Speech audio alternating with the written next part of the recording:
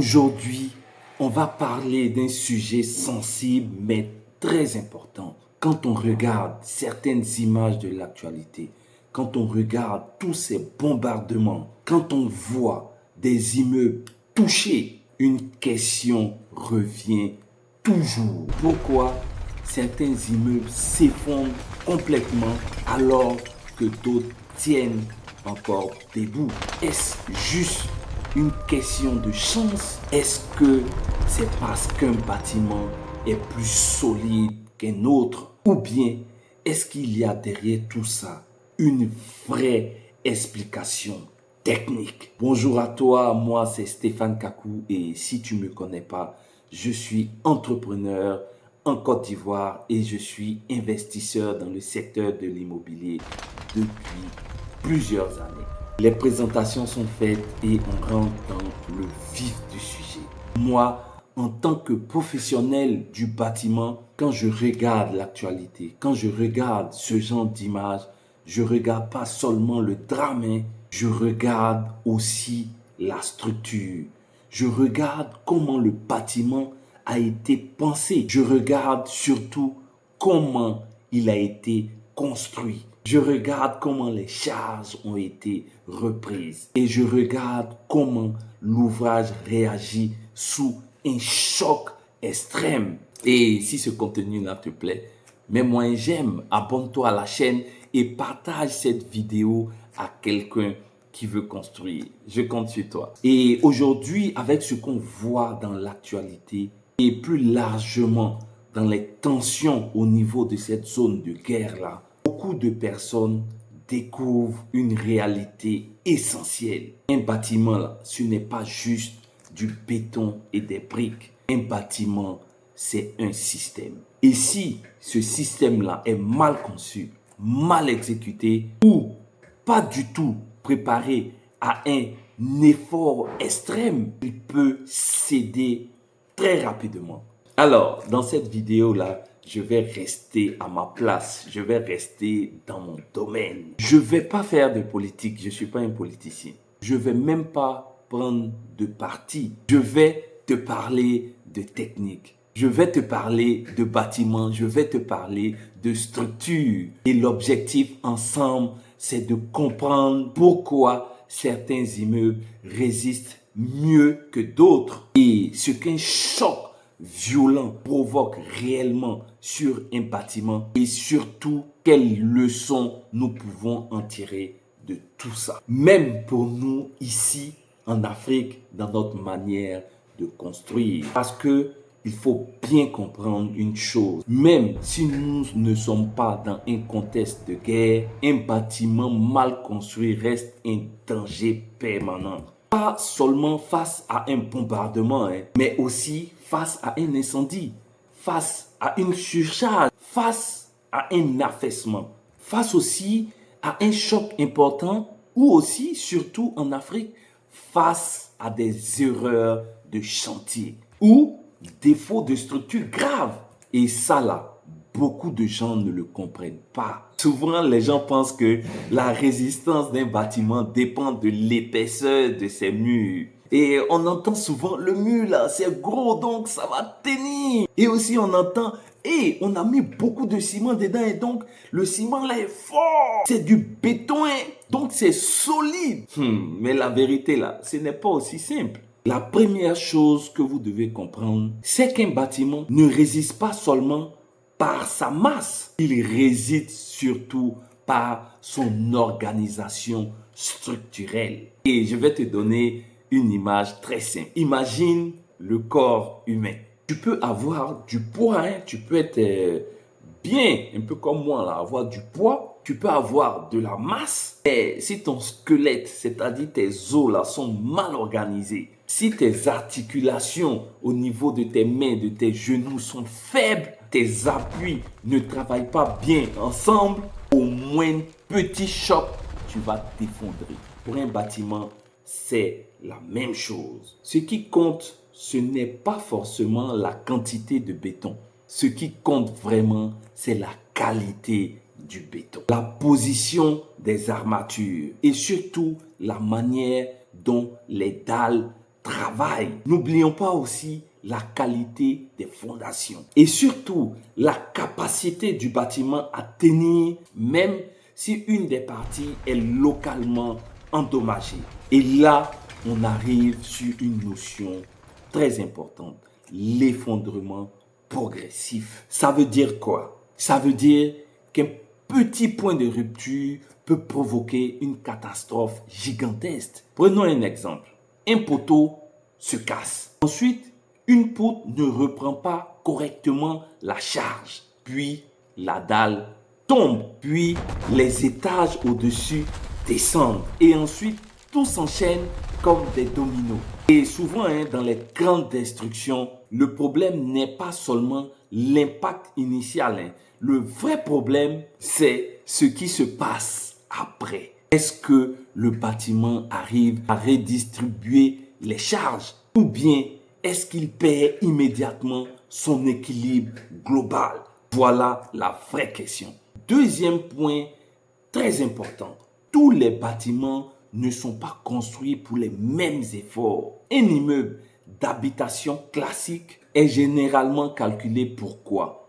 Pour son propre poids, pour les habitants, pour les meubles, pour le vent et parfois pour des séismes selon les zones. Mais pas chez nous en Afrique ici. Ça, nous, on n'a pas ça ici. Mais un souffle d'explosion ou bien même un impact violent, ce n'est pas une charge normale. On ne prévoit pas ça. On ne prévoit pas la guerre. Et c'est une charge brutale, une charge instantanée qui frappe, une charge très violente. Et dans ce cas, la structure n'a pas besoin d'être forte.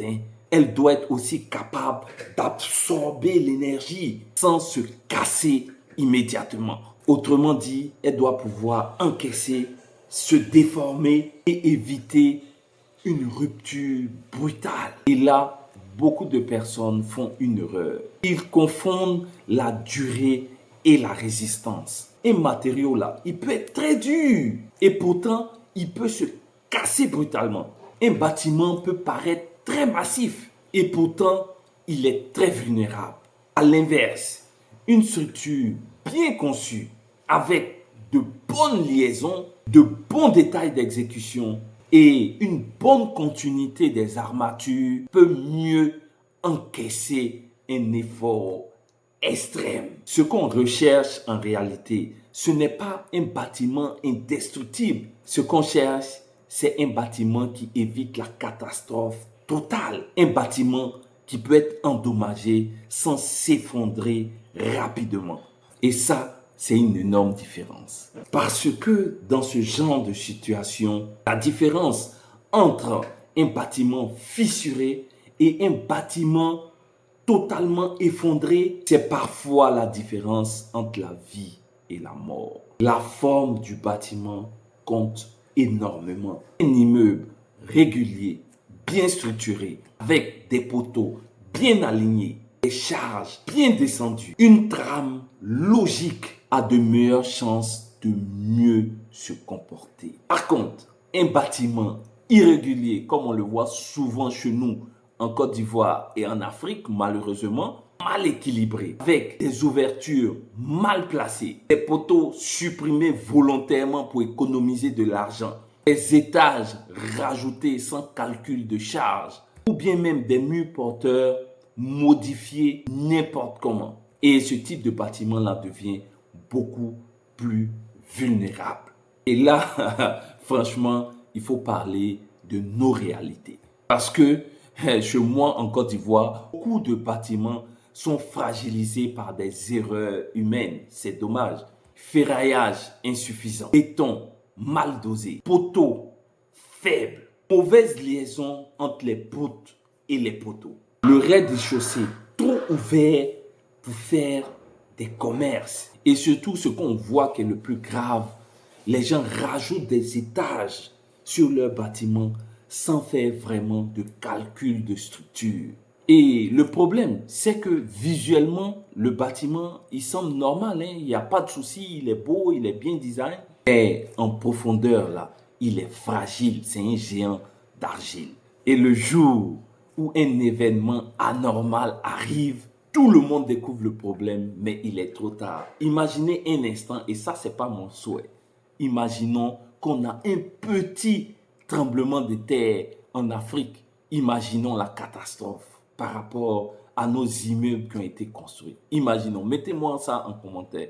Selon vous, est-ce que s'il y a un petit tremblement de terre en Afrique, combien d'immeubles vont tenir?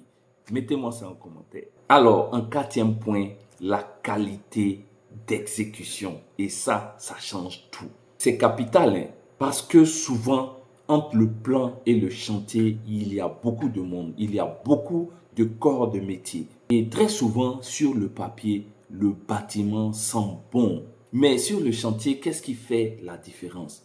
C'est le vrai dosage du béton, la qualité du sable et du gravier, le bon positionnement des aciers, le respect des diamètres. Aussi, il faut mettre le nombre exact d'étriers sur les poteaux. Il ne faut pas vouloir économiser des étriers. La qualité du coffrage. Aujourd'hui, on a un gros souci avec le bois. Lorsqu'on coffre les bâtiments et qu'on coule le béton, le bois est fragilisé, il s'ouvre. Et souvent, ça nous crée pas mal de problèmes. Il faut aussi respecter les détails. Tu peux avoir un très beau plan et un mauvais bâtiment. Pourquoi? Parce que un bâtiment reflète exactement ce qu'on a mis dedans. Et souvent, la faiblesse, là, ce n'est pas forcément dans la conception, hein. Elle est aussi dans l'écart entre ce qui est prévu et ce qui a été réellement exécuté sur le chantier. Et ça, c'est une leçon très importante. Maintenant, il y a une question que tout le monde se pose. Est-ce qu'on peut construire un bâtiment indestructible? Est-ce que c'est possible ça? Ma réponse honnête là, c'est pas possible, c'est non. Il n'existe pas de bâtiment magique, hein, ça n'existe pas du tout.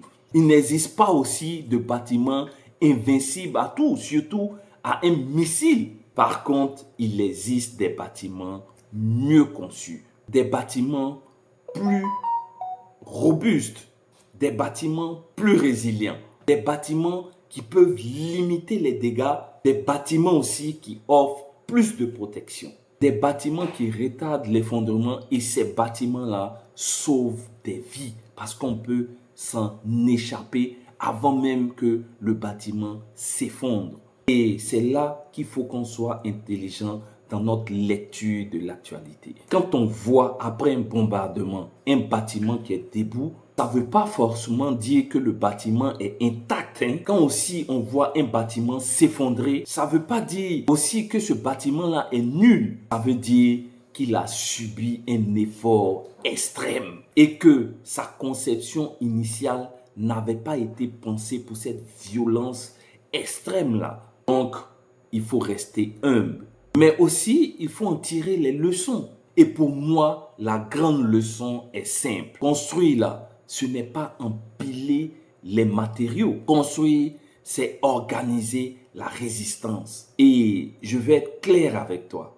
Et c'est ça le vrai métier. Ce n'est pas juste monter des murs. Ce n'est pas juste couler des dalles. Ce n'est pas juste faire une belle façade. C'est penser à la manière dont le bâtiment va réagir, va travailler, va encaisser, va te protéger. Parce que au final, quand le danger arrive là, c'est pas la peinture qui sauve le bâtiment. Ce n'est pas le carrelage, ce n'est pas la décoration. C'est la structure qui sauve le bâtiment. Et c'est pour ça que le sujet est très important. Parce que au-delà de l'actualité que nous vivons, ça nous rappelle notre responsabilité. Quand on construit, on ne joue pas seulement avec les matériaux. On travaille aussi pour la sécurité des vies humaines. Alors, retiens bien ceci. La résistance d'un bâtiment face à un choc extrême, ce n'est jamais du hasard. Ce n'est jamais du hasard pur. C'est un mélange de conception,